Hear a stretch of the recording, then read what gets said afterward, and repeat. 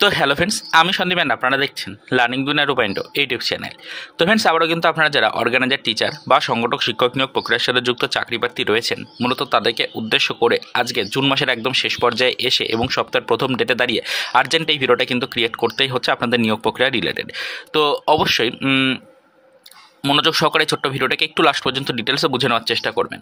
দেখুন, অনেক চাকরি প্রার্থী আমাদেরকে গত কয়েকদিনের ভিডিওতে কমেন্ট করে প্রশ্ন করেছেন বা বিষয়টা সম্পর্কে জানতে চেয়েছেন যে ওবিসি রিলেটেড আপাতত কিন্তু হাইকোর্টের পক্ষ থেকে সরাসরি স্টে অর্ডার জারি করা হয়েছে।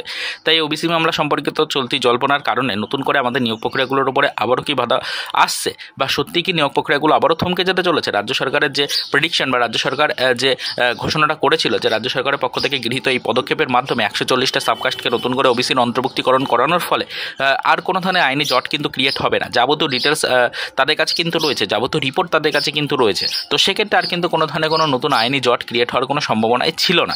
তবে ইতিমধ্যে কিন্তু আমরা দেখলাম রাজ্য সরকারের এই পদক্ষেপকে মান্যতা দিচ্ছে না কলকাতা হাইকোর্ট, এবং ইতিমধ্যে এটাকে টোটালি ইনভ্যালিড ঘোষণা করে রাজ্য সরকারের এই পদক্ষেপের ওপরে স্টে অর্ডার জারি করেছে কলকাতা হাইকোর্ট। তাই বর্তমান পজিশনে দাঁড়িয়ে রাজ্যের প্রত্যেকটা ডিপার্টমেন্টের নিয়োগ প্রক্রিয়া আবারও কিন্তু থমকে গেছে। চাকরি প্রার্থীরা এই কারণে অত্যন্ত ক্ষুব্ধ এবং অত্যন্ত হতাশ। বর্তমান সিচুয়েশনটা নিয়ে তারা এটাই বলতে চাইছে যে তাহলে কি আবারও তাদের প্রত্যেকটা ডিপার্টমেন্ট অনুযায়ী নিয়োগ প্রক্রিয়ায় গতি সম্পূর্ণরূপে হারিয়ে গেল? এই মুহূর্তে দাঁড়িয়ে কি তাহলে আর কোনোভাবে নিয়োগ প্রক্রিয়ায় গতি আসার কোনো সম্ভাবনা নেই? এই ধরনের প্রশ্ন কিন্তু অনেকেই করছেন। তো দেখুন ফ্রেন্ডস, আপনাদেরকে সরাসরিভাবে জানিয়ে রাখার চেষ্টা করি যে একটি বিশেষ আপডেট কিন্তু জানা গেছে, যেটি হলো হাইকোর্টে কিন্তু সরাসরি স্টে অর্ডার জারি করা হয়েছে ঠিকই।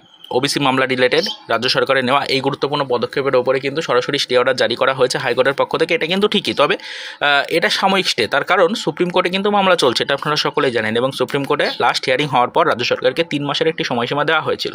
সেই সময়সীমা অতিবাহিত হওয়ার পর আবারও কিন্তু আগামী মাস অর্থাৎ জুলাই মাসের 15 তারিখে মামলার হিয়ারিং রয়েছে সুপ্রিম কোর্টে।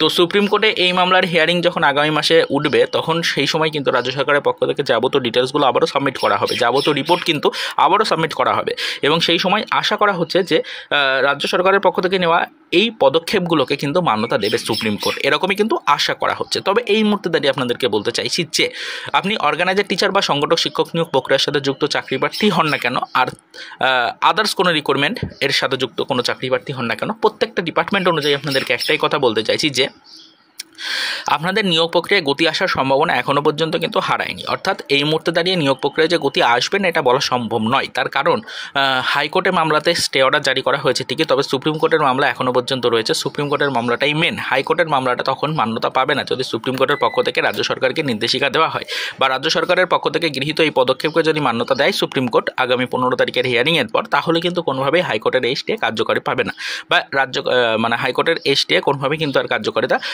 পাবে না। আগামীতে আমাদের নিয়োগ প্রক্রিয়াগুলোর উপরে কোনো বাধা বিপত্তি কিন্তু আসার কোনো সম্ভাবনা থাকবে না। তো এটাই আপনাদেরকে বলতে চাইছি যে বর্তমান সিচুয়েশনে দাঁড়িয়ে আপনারা সকলেই কিন্তু হতাশ হবে না, একটু অ্যাক্টিভ থাকুন। এখনও পর্যন্ত হাইকোর্টের স্টের কোনো প্রভাব কিন্তু আমাদের নিয়োগ প্রক্রিয়াগুলোর উপর পড়ছে না, তার কারণ সুপ্রিম কোর্টের মামলার হিয়ারিং রয়েছে আগামী মাসের 15 তারিখে। এই মামলার হিয়ারিংটা সম্পূর্ণ হওয়ার পর যদি স্টে দেওয়া হয় তাহলে কিন্তু সেই স্টে কার্যকারী পাবে, বা সেই স্টে কিন্তু কার্যকারী হবে এবং নিয়োগ প্রক্রিয়াগুলোর উপরে সরাসরি বাধা বিপত্তি আসবে।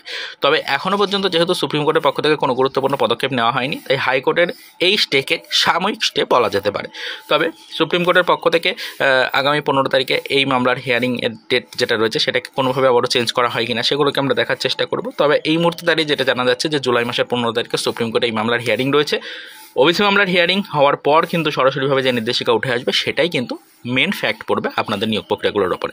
তো এখন এই মুহূর্তে দাঁড়িয়ে হতাশ হওয়ার কোনো কারণ নেই, সাময়িক স্টে বলা চলে এটাকে। হাইকোর্টের দেওয়া স্টে, সুপ্রিম কোর্টে যেহেতু মামলা চলছে তাই এই স্টে কতদিন কার্যকরী থাকবে সেটা এই মুহূর্তে বলা সম্ভব নয়।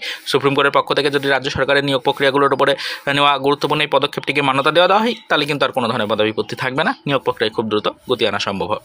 তো এটুকুই আপনাদের বলার ছিল। অনেকেই কিন্তু হতাশ বিষয়টা নিয়ে, রাজ্য সরকারের পক্ষ থেকে যে পদক্ষেপ নেওয়া হয়েছিল সেই পদক্ষেপটা নিয়ে অনেকটাই কিন্তু আশাবাদী ছিলেন চাকরি প্রার্থীরা। সকলেই কিন্তু মনে করছিলেন এবার নিয়োগ প্রক্রিয়ায় গতি আসবে, এবার ওবিসি মামলার নিষ্পত্তি হবে।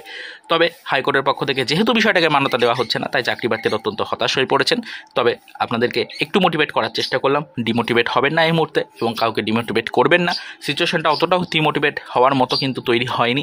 খুব দ্রুত আবারও কিন্তু সুপ্রিম কোর্টে মামলার হিয়ারিং রয়েছে, সেই হিয়ারিংয়ে আশা রাখছি যে বিশেষ কিছু খুশির বার্তা আবারও কিন্তু আমরা পাবো। তো এইটুকুই আপনাদের বলার জন্য আজকের এই সপ্তাহের প্রথম দিনে দাঁড়িয়ে আর্জেন্ট এই ভিডিওটা ক্রিয়েট করলাম। আশা করি আপনারা সকলেই যাবতীয় ডিটেলসগুলোকে বুঝে নিতে পারলেন। তো চলুন দেখাবে নেক্সট ভিডিওতে, পরবর্তীতে আবারও আমাদের অর্গানাইজার টিচার বা সংগঠক শিক্ষক নিয়োগ প্রক্রিয়া রিলেটেড কিছু আদার্স অফিসিয়াল আপডেটের সাথে।